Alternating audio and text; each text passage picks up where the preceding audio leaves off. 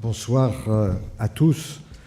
Comme vient de le dire Francis, il y a près de 10 heures que vous êtes rassemblés autour du vide, autour de la notion du vide, et à cette heure avancée déjà de l'après-midi ou même de la soirée, je ne vais pas très longuement revenir sur ce que nous attendions de cette journée, cette journée que Bertrand-Pierre Gallet a ouverte ce matin, et il vous a dit combien, par rapport à la démarche partie du Grand Paris, cette réflexion essaimait, s'élargissait, s'enrichissait.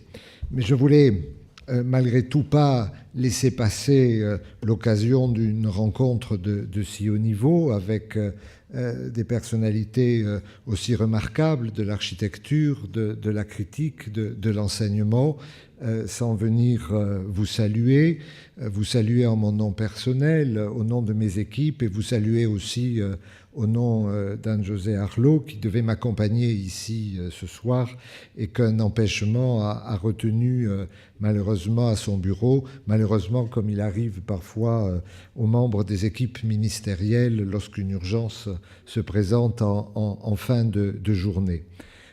Cette journée et ce moment que je viens de passer à l'écoute de cette passionnante table ronde m'a replongé dans les moments vécus à Venise, au pavillon français, et même avant Venise, m'a replongé dans les échanges que nous avions avec Dominique Perrault à propos justement du thème qui serait retenu pour ce pavillon et la nature de l'intervention, ce que la France finalement allait montrer.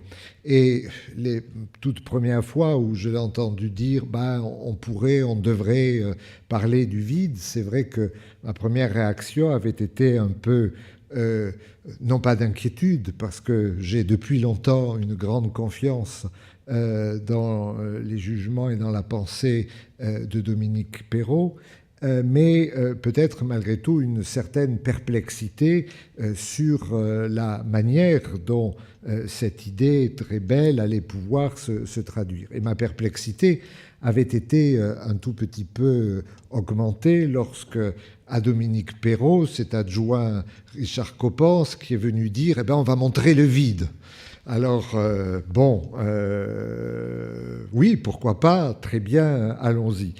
Et je crois que ce qui s'est passé à Venise et ce qui s'est passé aujourd'hui a montré que, effectivement, les architectes n'ont pas peur ou plus peur du vide, mais qu'au contraire, le vide les inspire, que le vide est un matériau de leur travail, de leur réflexion, soit qu'ils le comblent, soit qu'ils l'entourent, soit qu'ils le créent.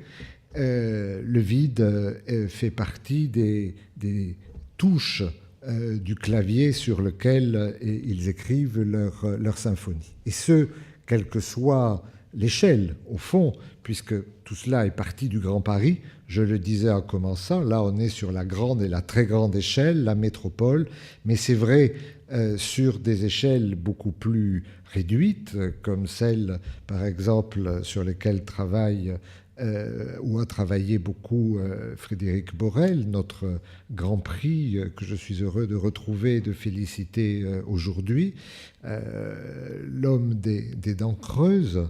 Et puis il y a aussi effectivement cette réflexion à Venise qui m'a beaucoup frappé, la réflexion de Winnie Maas au pavillon néerlandais, parce que, et là je parle avec non pas la casquette de directeur en charge de l'architecture, mais de directeur en charge des monuments historiques, eh bien il n'y a au fond pas de jours ou de semaines au cours desquels ou sans lesquels on ne me parle ou on ne me saisisse effectivement d'un bâtiment d'un lieu, d'un site, d'un monument qui, pour une raison ou pour une autre, parce qu'une école ferme, parce qu'un culte s'arrête, parce qu'une prison est transformée, parce qu'un hôpital est modernisé, donc un bâtiment, un lieu qui perd son utilité, qui se vide, qui risque de perdre sa vie, et alors qu'en faire?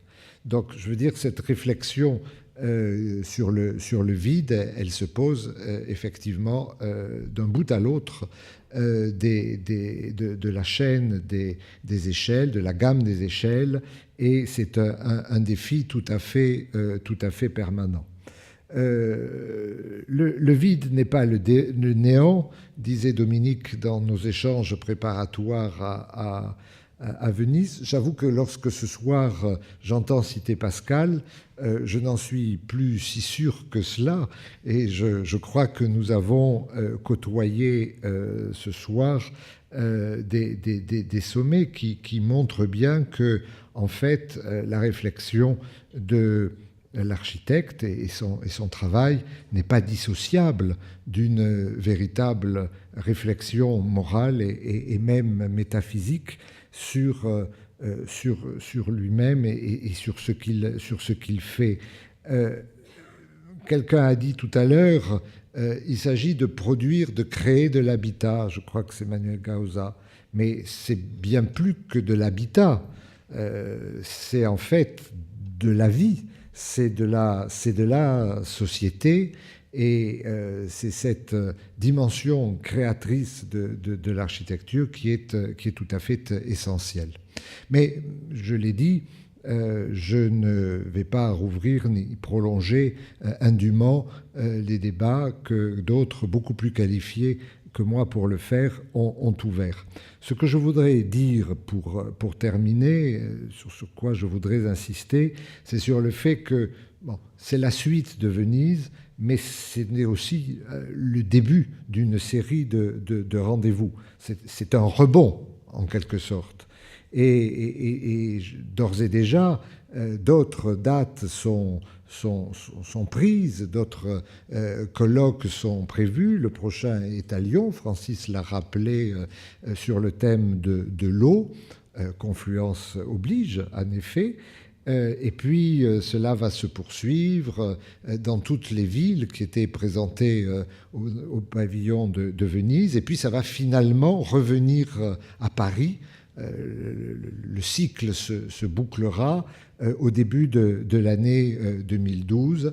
Et comme cela, c'est tout un corps de réflexion qui aura été réuni. Et pour nous, au ministère, c'est extrêmement important parce que d'abord, évidemment, ça montre que la réflexion qui est à l'œuvre au Grand Paris, grâce aux architectes, grâce à l'atelier, eh bien, elle est partagée dans de très nombreux secteurs du pays, dans plusieurs métropoles. C'est toute une méthode qui est valable dans l'ensemble du pays, et on le sait aussi d'ailleurs bien au-delà des frontières. Et je crois que cela renforce le souci que nous avons de montrer le rôle structurant, la dynamique structurante qui, autour de la réflexion sur la métropole, la réflexion sur le développement urbain, sur la nouvelle vie dans les métropoles de demain, est en train de créer. Comme le dit souvent Frédéric Mitterrand, l'enjeu dans ce domaine-là, c'est de permettre le plus possible à nos contemporains de bâtir ou de rebâtir une société. On fait culture pour faire société.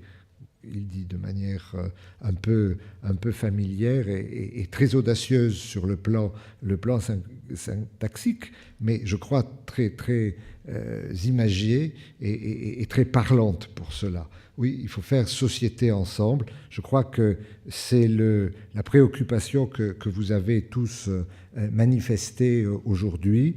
Donc je remercie une nouvelle fois Dominique Perrault, Richard Coppens, tous ceux qui ont travaillé sur ce projet de Venise ainsi prolongé, qui rebondit ici. Je remercie tous les intervenants de la journée qui ont fait part de leur vision très riche sur ces questions. Et puis je remercie bien sûr la Cité, l'Institut français d'architecture, Francis Rambert, ses équipes, pour avoir accueilli cette manifestation, puisque eh bien, c'est dans l'ordre des choses que lorsque l'on parle architecture, on le fait ici, lorsque on échange des vues sur des enjeux aussi importants que ceux qui ont été débattus aussi, eh bien c'est pleinement ici que ça doit avoir lieu. Donc je vous rends à vos quotidiennetés. Je pense que vous en porterez longtemps comme moi la trace de ces réflexions sur le vide, et j'espère vous retrouver nombreux dans quelques semaines à peine à Lyon pour poursuivre l'aventure et le rêve. Merci.